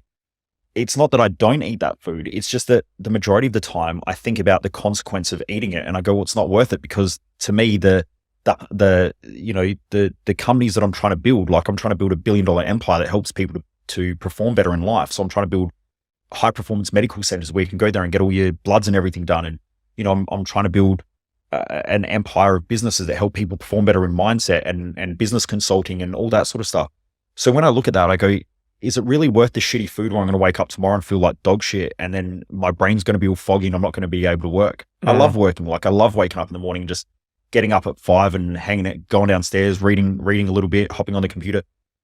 It's just I have a bigger reason. Okay, it's the chocolate or the $1 million. Yeah. Whereas most people, they're comparing chocolate to, I guess, something of similar value, when they're like, oh man, I want to be healthy, but at the same time, like I really want the beer, and like, oh fuck. And then it's like that thing inside your own mind destroys it. Yep. Right. That's why I think a mission is so important, because when something is big enough, you work hard towards it and everything else just becomes like a no-brainer in decision making. When you don't really have a big mission, everything's complicated. Mm-hmm. And I get on the phone with business owners. I'm like, right, so you're telling me you want to build a $10 million business. Yep. Okay, cool. So it's going to cost you, let's say, 40 grand a year to work with me. Oh man, that's a lot of money. Is it? When you compare it to $10 million, is it a lot of money? It's not really. But what they're doing is they're comparing 40 grand to where they're at now. And so they're like, oh man, that's a lot of money. How quick, you're a business owner, how quick can you lose 40 grand? One day. Yeah. Easy. One fuck up, right? 40 grand, One gone. fuck up. Easy. So if you had the right mindset, or the team had the right mindset, you'd save 40 grand if they didn't fuck that up. Most people don't think like that. They think so superficially and so just surface level. Whereas when you've got a deeper reason, everything becomes a simple choice, right? If I'm trying to build $100 million empire or $1 billion empire, to spend 80 grand or 100 grand is a no-brainer. But to spend 100 grand when you've got a mission that's like, I just want to grow my business. 100 grand's like, fucking hell, I can't afford that. That's ridiculous. Yeah. So it's all relative, right? It's relative to the mission. And then it decides on how much do you really want it. It's what's the obstacles that you're prepared to jump across in order to get what you want. By the way, what was the question again? I'm just on my tangent. Wes, when you can't be fucked training. So it's not that I don't go to the gym every day, right? So, but I do some form of movement every day. So I try to set up rules for my life or things like that are sort of flexible. I think, like, especially with men in our society, I think part of the mental health problem is that men think that they're strong. You can't be strong without having some sort of a weakness, right? They're two of the same thing. So you might display strength externally, but I can guarantee the only reason why you're trying to express the strength externally is because you feel weak internally. So there's like this counterbalancing that's happening and this insecurity. If you have a look at something that's perfectly balanced, something that's both weak and strong is flexible and pliable. So do you want to be strong? Do you want to be weak, or do you want to be pliable? Which one's going to get the best results in life? Pliable. I agree. So if I throw a rock at a glass window, it's either going to chip or it's going to crack. Most dudes, the reason why they're like these big tough guys and shit, and then they just is because they try to be so strong that when they fucking crack, they crack. Yeah. Right. Not a good idea. Whereas when you've got a bit of softness to you and you're a bit more flexible and a bit more pliable, you can sort of be a bit more adaptable to things. And so in my life, when I set up rules, I used to say things like, I've got to go to the gym for 5 days a week and I've got to lift this type of weight. But what I would find is that maybe Wednesday I wake up and I'm just tired. I had a really shitty sleep or whatever, for whatever reason. Then I go into the gym and I'm like, man, I fucking can't really train properly. And then I start feeling like shit. And then I start beating myself up. Then I go and eat a pizza. Then I wake up in the morning and I can't be fucking going to the gym because I'm tired and I've eaten shit food. And now I feel guilty about that. Now I'm in a downhill spiral. So I don't set my life up to lose. I set my life up in a way where I'm flexible and pliable. And so it's like, okay, well, if this happens, then what? So I think through these things. And so for me, it's like I move 7 days a week. And my rule is move 7 days a week for 30 minutes. Okay. Now I have 3 days a week. Most of the time I do gym or weights. But outside of that, sometimes I'll do a bit of a CrossFit workout. Sometimes I go for a walk. Some days I train twice. Some days I even train 3 times. Like I wake up in the morning, go for a walk, then I do a CrossFit workout at lunch, and then, I might go for a walk. Other days, like today, I was going to go do jiu-jitsu, but I ended up just getting, stuck on calls. I was like, yeah, I'll go for a walk later. Yeah. So I make it so it's a bit more pliable. When I go out for dinner, instead of being like, I've got to be calorie counting and shit, like what's the healthiest thing? So I could probably have a steak and some veg and whatever. If I blow up my calories, it's fine. I'll just pull them back a little bit tomorrow and we're good. Yeah. Versus most people have this pendulum. It's like, well, I've had beers today. I might as well just blow out the whole weekend and I'm going to get as smash as I can today. And I'm going to eat as much shit as I can. I'm going to eat really, really clean on Monday and I'm going to go to the gym and do 5 days a week. When you do that, you're just a big fucking pendulum that swings back and forward from one side to the other. And those swings are huge. That's going to destroy your mental health. Just be flexible, man. Like, that's what I need to build in, because that's big. Yeah, like I'd do the same bit. You can get in that downward spiral, can't you? When you have one bad day of eating, it can usually does turn into 6 more. And then you're like, I'll just start the next Monday. Yeah. But yeah, if you're building that flexibility, especially with the training as well. So that's really good advice. I'm going to do that. And when you're like that, you don't need to wait for Monday, right? Because you're just like, yeah, all right, cool. I'll just pull back a little bit. So it's like I went a bit too high there, so I'll just pull back a little bit. Some days I'll have, like last week, because the workouts changed, I'm doing more like CrossFit EMOM style workouts. Last week I did the training session with my trainer and I was absolutely fucked afterwards. Like, almost you could feel my whole nervous system like just like spazzing out almost. And I had the afternoon plan to go get work done and I'm just like, you know what? I can't even function. So all I'm going to do is I'm just going to chill out. I'm going to have the night off. I'll go to bed early and then tomorrow morning I'll get up and I'll just catch up on the work. Like it's not that big a deal. But I think most people that I've come across, because they're all or nothing type people, they're like, well, I fucked up today. So you know what? I'm just going to eat shit tonight. And then I'm just going to, and so again, they go to that like impulsiveness because of their fears and their worries and their stresses and concerns. And they can't live up to their own expectations and they just swing back and forward and it's too much. And eventually they'll just get to the point where they're like, you know what, this is too fucking hard. And then they just become mediocre at everything. Cause it's like, why set big goals when you just fuck them all up all the time? Yeah. It's not about that. It's like, how can I be consistent? Consistency beats, like the dude who eats the perfect diet for an 8-week challenge will be beaten by the person who's consistent. I go out all the time and I see people that are like, I'm on my 8-week challenge and I'm cutting back and I'm going to get shredded. And then you see them 3 months later and they're like fucking chubby and shit again. And you're like, what happened? Definitely. And then, they're back on the diet again. Do you know how much easier it is to just go, you know what, I'm going to have a snitty tonight and tomorrow I'll just pull back the calories a little bit. Yeah. You know how much easier that is? Yeah, 100%. Yeah. That one person who's bringing like carrots to the barbecue because they're on the 8-week challenge. You're like, oh, come on, man. Totally can have one sausage. Like, that kills me. Totally. Anyway, I've got to keep moving on. Yeah. Often we speak about limiting beliefs. I think that's one of the biggest things I've got from us working together. Mm-hmm. And one that I used to tell myself, which I don't anymore, is that there was no good plumbers out there who wanted to work here or who were looking for a job. That was one of my stupid limiting beliefs. I didn't even know it. So I'd like to ask you what some of your limiting beliefs have been that you've had to change over the years. Shit, man. They're like, it's like everything in life, right? Like things work until they don't work. And every asset eventually becomes a liability. So your beliefs now will eventually become your liability. But at one point, they were your asset. The habits that you have today were once your goal of creating those new habits. So like when you create a habit, and then that habit works for a while. And then eventually that habit becomes a habit that's a pain in the ass that you've got to try and break in order to create a new habit.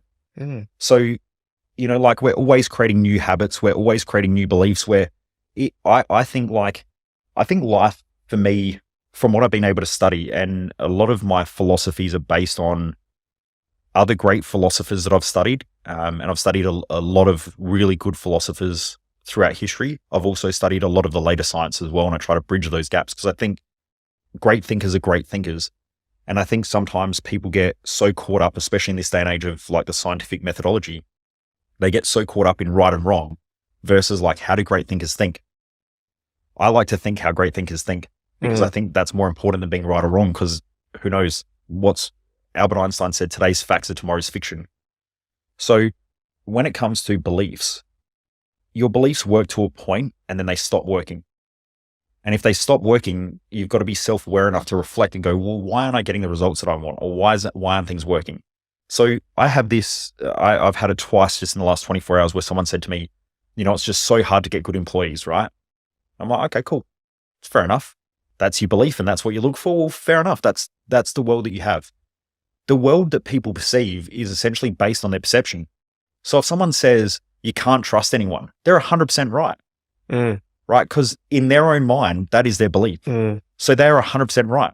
You've had arguments before, as have I, with other people, and they're like, but there's no money in the world. And like, there's fucking money everywhere. And they're like, nope, there's no money in the world. You're both right. Because you see money, they don't. Yeah. So you're not going to convince them that you're not going to convince them that there's shitloads of money in the world, because that's a belief that they don't have. Just like if someone says, I believe in God, and someone else says, I don't believe in God, you're not going to convince, like, the dude who believes in God is not going to sit there and go, actually, you know what, you're fucking right. That's a good point. Yeah. Right. But they don't care because I've got the belief. So for me personally, I haven't been attached to beliefs because I think that they only work for a certain period of time. What I'm more attached to is outcomes. So, if you believe in God and that helps you to run a better business, who am I to say that he doesn't exist because you're getting the results? I'm not going to even go down that path of talking about religion and shit. But my point is that your beliefs are either working for you or they're working against you. The question is, do you want to change them or not? And I have people every week that ring me up and they're like, yeah, but the economy is just shit. And I'm like, okay, cool. So what's that got to do with your business? And they're like, well, it's just no one wants to spend any money. I'm like, fucking no one. 26 million Australians or 27 million Australians and no one wants to spend money. You dumb shit. Like, let's just look at the share market today, right? Let's say there's $20 billion has changed hands in the Australian stock exchange or the global, whether it's, like this is what I realized when I was younger, in my 20s, and this is what got me set on the mindset path. There were people out there who believed that certain things were certain ways and they tended to achieve a lot. And what I found was that those who believed that they couldn't, they were normally right. And those who believed they could were right. So I'm not saying that people who just believe shit all the time make it happen. But what I'm saying is that intelligent beliefs tend to work better than unintelligent beliefs. Now, some people exaggerate their beliefs and they're like, I just believe that I can do anything and can conquer the world, and they're going to get the shit kicked out of them. Then there are other people out there who are like, I don't believe that anything will ever work. And so they don't get anywhere. There's like a sweet spot in the middle somewhere where if you keep questioning your beliefs and you sort of work on them. Questioning the beliefs, I reckon that's big. Yeah. And that's really, I think in order to be able to question your beliefs takes a lot of courage. It takes a lot of intelligence. And I don't think most people do it because it gives them certainty about life. Yeah. Like you can say, my ex-girlfriend's a bitch because of all these fucking reasons and, you know, she fucked me and all that. Okay, cool. But what was your role in that? Because if you don't learn from your mistakes, you're going to repeat them. And most people repeat the same shit over and over again. Like you've probably got friends and they date the same girlfriend. They've just got a different name and a different haircut, but they're the same fucking person. They've got the same habits, the same shit. And then they're like, I can't believe she left. And it's like, how could you not believe she left? The last 10 have. Like, it's the same. Yeah. Business owners are like, you can't, you know, all employees are shit. And it's like, okay, but so there's a common theme in there. If you don't learn that lesson, you're going to keep hiring people because your hiring strategy is shit. But your hiring strategy is shit because your thought process and your beliefs around it are completely incorrect and they're not getting you the result you want. Yeah. So you can hold on to that and then you can try to change the world to fit your beliefs, or you can change your beliefs to fit the world around you. Like which one's going to be easier? So from a younger age, I started realizing that my thought process was either working for me or working against me. And that I also know that everyone who's listening to this knows that they're their best friend and their worst enemy. I would rather have my brain as my best friend than my worst fucking enemy. Because if my brain is my worst enemy, no matter what anyone else does, I guarantee I'll do worse. I have people all the time attack me on social media and like, I couldn't give a fuck. Doesn't bother me. It used to, but it doesn't anymore. The reason is because I'm just doing my thing. Yeah, that's cool. You know, most of the people go, your events are a scam and you rip people off. I'm like, cool, man. What event have you been to? Did I take your cash? Did I take someone who knows cash? Yeah, it's just a belief that they have. Now I can get on there and I can argue with them, but that ain't going to change the fact that they think that, right? So fucking who cares? Yeah. But I had to change that belief around that also. So those people are helping me evolve in my reactions. And I think the environment around us helps us to see how we think. So I really believe that our external world is a reflection of our internal world. So if you want to see a person's thoughts, have a look at what they create. It's really that simple.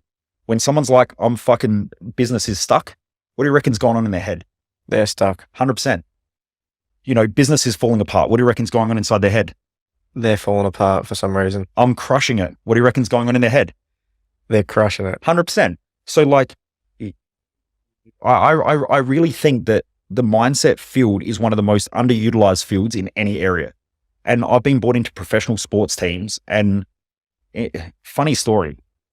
I won't say who it is, but a professional sports team, the assistant coach reached out to me and they said that they were listening to one of my talks on social media.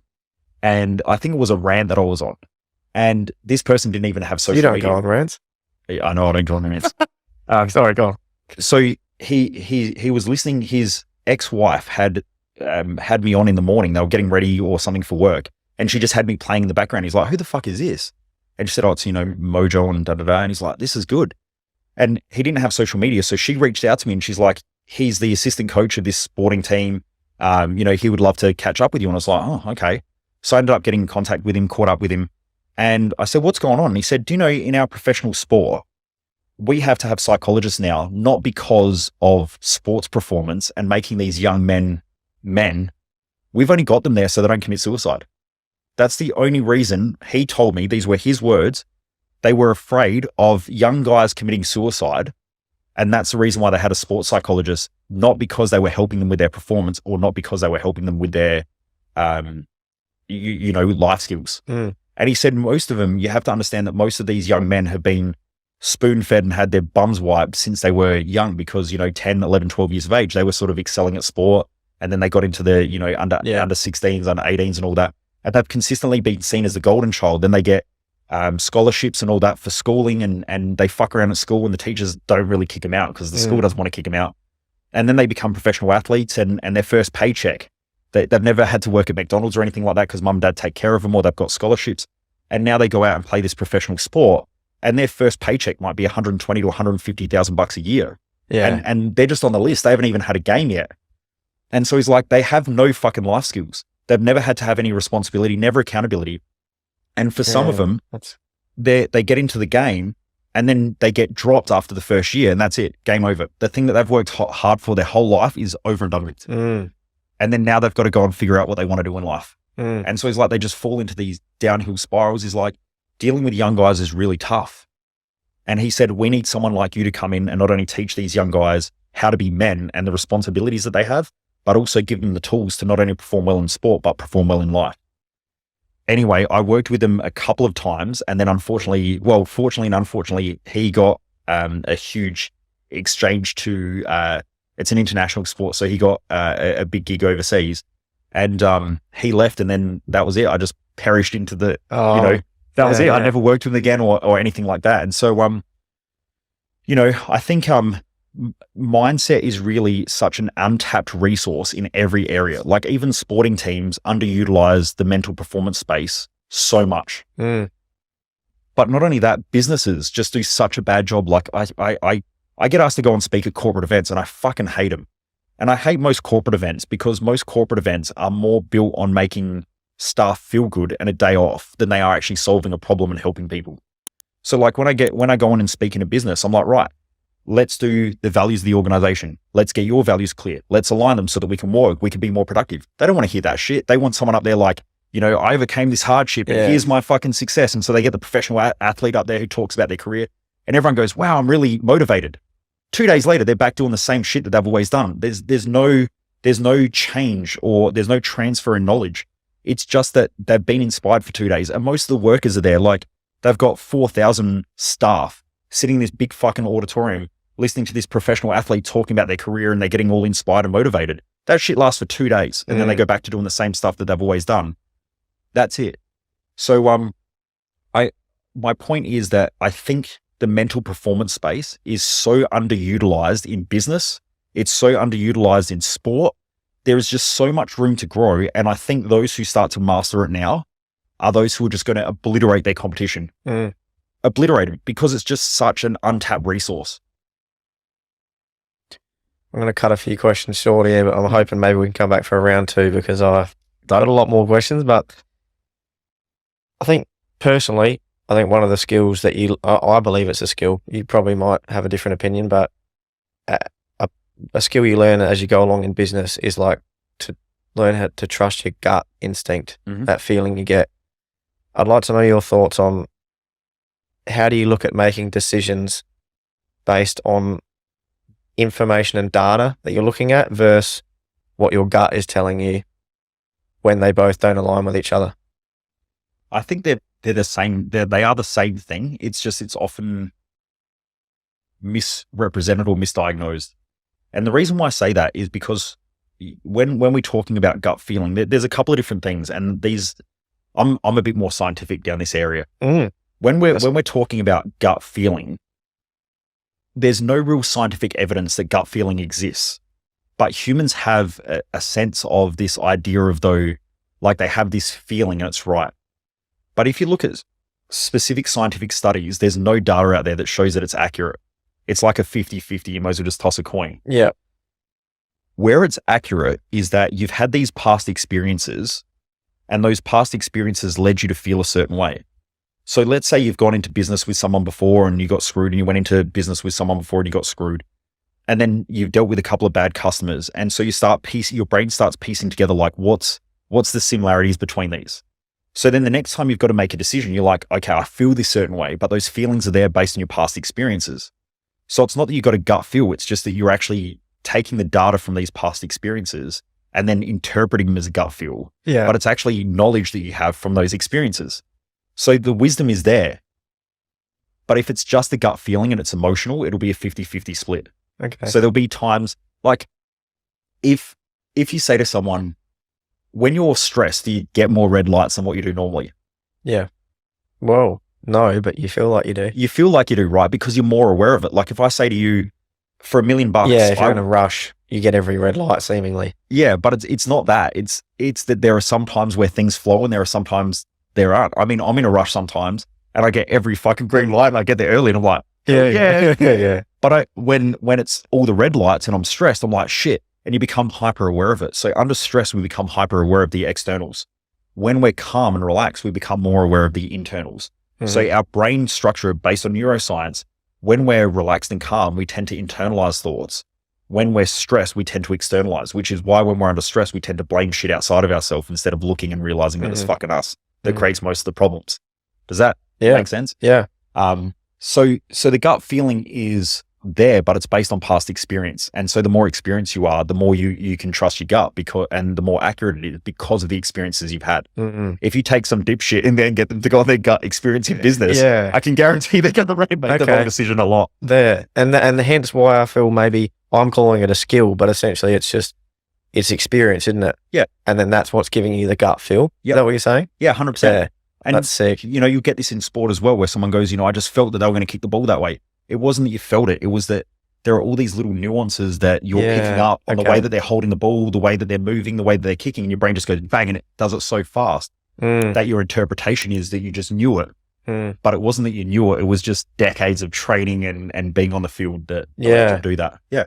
I never thought about it like that, but it's so you're spot on. Like you'd know in your field where you probably got people coming to you all the time. You do, and then you just over so many times you've had so many types of people come to you, and you can see like, just something doesn't feel right about that person. Like I get that with customers, and I certainly didn't have it at the start.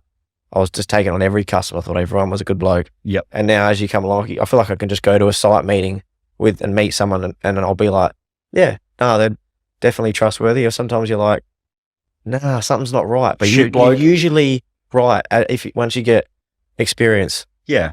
But if you took you back when you first started, I guarantee you would have had that same gut feel. I never thought about it like that, but it's true. Yeah. One more question. Go for it. We've got to wrap it up, but I'm telling you, I've got a lot more that I've... In this uncertain economic environment we're all heading towards, well, what the experts will tell you, what do you think is going to separate the business people who come out on top versus the rest of them? Cool. The uncertainty is created on a lack of knowledge. We're uncertain when we don't know. When you know, you're not uncertain. So it's not a time of economic uncertainty. Warren Buffett's not stressed about a time of economic uncertainty. He's sitting back with all of his cash going, yes, we're going into a contraction in the economy because it's been overstimulated and what goes up has to come back down. I keep talking about this law of balance. If you look at the yin yang philosophy, which has been, or the Chinese philosophy of yin yang, it's been around for thousands of years. And what that says is that as one side expands, so does the other. You can't have one without the other. So you can't have an expansion without a contraction. It's got to go back to what its average is. And so if you look at, let's say, the US share market, on average, it's about an 8% growth per year on year, on average over the last 112 years, whatever it is. So we know that if the economy is overstimulated and you're getting, 12, 15, 18, 20% per year for 3 years, then we're heading into a correction. Yeah. And it's really a correction. It's a contraction, but that's because it's been overstimulated. Yeah. When you're hyperactive, that you're eventually going to crash. Like any human that's super excited and excitable and burns a lot of energy will crash. After a hard training session, you've got to recover. Like there's this beautiful balancing act that happens, or homeostasis in the world, I believe, and in society and in ourselves. So we've had this economic expansion, especially in the building industry. So it's obvious the building industry's got to contract. It has to. It can't stay overstimulated for a period of time because it'll go out of control. The economy has been overstimulated. That there has to then have a contraction in order to bring it back. You and I both know that it is almost impossible to find half decent employees now because the unemployment rate is so low that now, a year ago, I heard of big businesses. Like I was speaking to someone who runs a major legal firm here in Adelaide, and they were saying to me, like, they were just hiring lawyers because they knew that they were going to keep expanding. They're like, we'd rather have the employees just sitting around doing fuck all than wait 6 months and have the work and not have people to do the work. So they were essentially hiring staff just to have them available as the business grows versus like a normal type business. You don't have that opportunity. So now there were major, large organizations, huge corporations that were just hiring people just for the sake of hiring them because they had to have them because of their forecasting of expansion. That was it. So you and I are out there trying to hire an employee and they're like, well, fuck it. I'm working for this large firm and I get paid to pretty much sit there and do fuck all day. And they're paying me, an extra 20% on top of what I'm really worth, why would I go anywhere else? Like, I don't have to do anything. There's no responsibilities. There's no accountabilities. I essentially don't report to anyone. In fact, I don't really even have to do any work. And normally I'm worth 150K, but now I'm getting paid 170 plus bonuses, plus I can work from home, plus, someone comes and wipes my ass when I shit. Like, that's what we've got. It was so obvious that the economy was tilted so far one way that it has to come back and correct itself back into balance. So I don't think about everything is just a cycle, and life is a cycle. Like, you go through times in business of expansion, contraction, but it tightens things up. Like, I know in my own business, and you'll have this as well, and any other business owner has this, is that when you go through a time of economic growth where you're starting to take on more clients and cash flow is going well, you start to become a little bit complacent. You're like, it doesn't matter. That staff member, they're shit, but we'll just keep them because they're all right, because you've got enough cash. Yeah. When you're struggling every week to pay bills, you can't afford to pay someone who is shit. So when a business expands, we tend to be a little bit loose and a little bit complacent. Whereas when the business contracts, we tend to tighten everything up. So as the business expands, in order to get to the next level, it has to contract a little bit to tighten everything up so that then we can expand into the next level. And then it's got to contract in order to expand again. Yep. So all businesses go through this cycle of almost like a breath where it breathes in and it expands and it gets a little bit loose and a little bit complacent, and then it tightens up a little bit. And so all cycles are like this, and everything has a cycle. I believe business has like a couple of different life cycles. So you have summer where everything's in harvest and everything's super easy. Then it goes into autumn and you're like, oh shit, things are getting a bit tighter. Like, we've got to be a little bit smarter.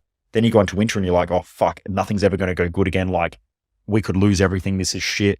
And then all of a sudden you start to get a bit of glimmer of hope again, because springtime starts to happen. All the hard work you've been putting in through winter, when everything's dark and gloomy and you're working your ass off just to keep your fucking head above water. Now you're in springtime again. Now you've got this glimmer of hope. You're like, I think we're back onto it again. And then you go through summer. So business is, those 4 seasons. Then you've also got the growth cycle of a business, which, if you have a look at a startup, it's essentially a newborn baby.